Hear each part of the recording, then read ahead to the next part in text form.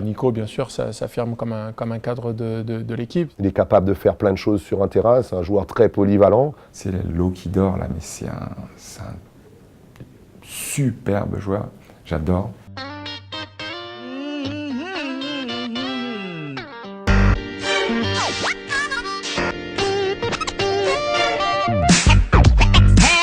Place to go.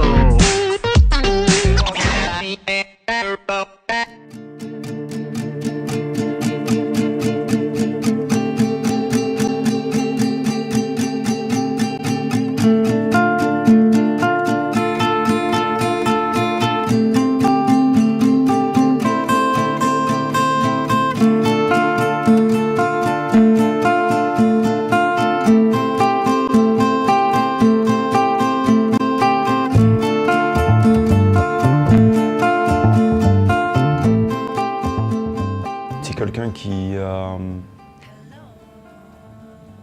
est un peu un deuxième Tony Parker dans l'âme, qui a confiance en soi, qui a envie d'y arriver et qui porte les autres vers le haut niveau. Et c'est bien sûr la relève, c'est lui qui fera justement ce rôle-là de leader que Tony peut avoir aujourd'hui, dans quelques années bien sûr, parce qu'on a encore quelques années devant nous. Je pense qu'il n'a pas fini sa progression encore, et en plus c'est quelqu'un qui humainement en plus est très abordable et facile, écoute, donc c'est vrai qu'aujourd'hui il représente un peu le futur de l'équipe de France. C'est quelqu'un qui a un talent énorme, qui a un avenir superbe devant lui, et ça fait très longtemps que je lui dis que les clés de l'équipe de France seront à lui bientôt et que son avenir est vraiment splendide.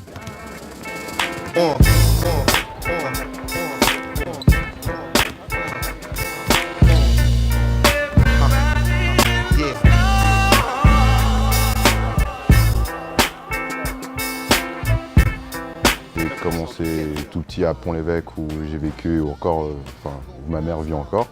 Je suis parti à Pôle Espoir à Caen où j'ai joué à Plan Mini France à Caen pendant 2 ans, de 2001 à 2003. Et ensuite de 2003, à partir de 2003, j'ai intégré le centre de formation du Mans, où de 2003 à 2006, j'ai joué en cadet Espoir. Et en 2006, j'ai signé mon premier contrat pro, j'ai fait de 2006 à 2008 en Pro A avec Le Mans. Et après, j'ai été drafté par les Rockets et les Trail Blazers, et depuis longtemps, je suis ici.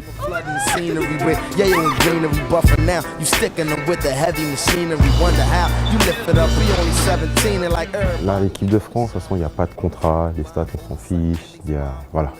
C'est le groupe. Et moi, personnellement, j'ai vécu ça d'entrée. J'ai commencé l'équipe de France en 14-15 ans et j'ai gagné dès le début. Donc cette culture de la gagne d'équipe de France, je l'ai.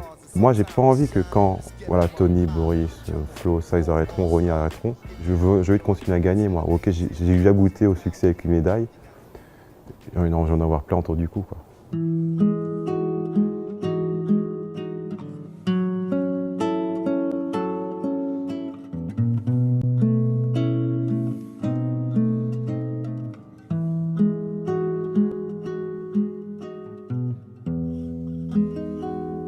Il y a un truc qui m'a fait marrer, c'était quand on a battu la Russie en demi-finale. Et donc on avait jour de repos le lendemain matin. Et donc on est parti se coucher, bon, on n'a pas fait la fête, mais bon voilà, c'était un peu l'excitation, on parlait, il y a la famille qui était là, bref. Parti se coucher vers minuit, 1h. Et donc t'es tellement en citation heureux d'être qualifié que moi j'arrivais pas à dormir. Et donc il était 4h30, 4h du matin, j'avais toujours pas à dormir. Bon, je vais dans le couloir, je vais me mettre sur Wi-Fi. Et je vois Tony, Boris, Kevin, et quasiment tout le monde. On n'arrivait pas à dormir. Tout le monde était dans la même excitation en fait, et je vois Tony, il fait j'arrive pas à dormir, je suis trop heureux. Et c'était trop marrant en fait, c'était trop mignon sur le coup.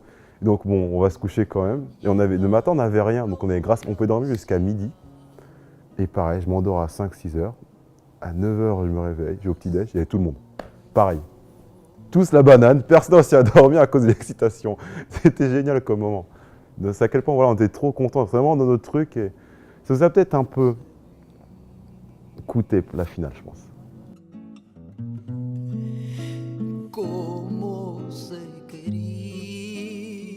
Et c'est pour ça aussi que l'Espagne est tellement forte, parce que c'est leur 5e finale en 7 championnats. Ils connaissent ces trucs-là. Maintenant, nous, c'est notre première. on est passé à côté, on sait, maintenant la prochaine fois on les aura.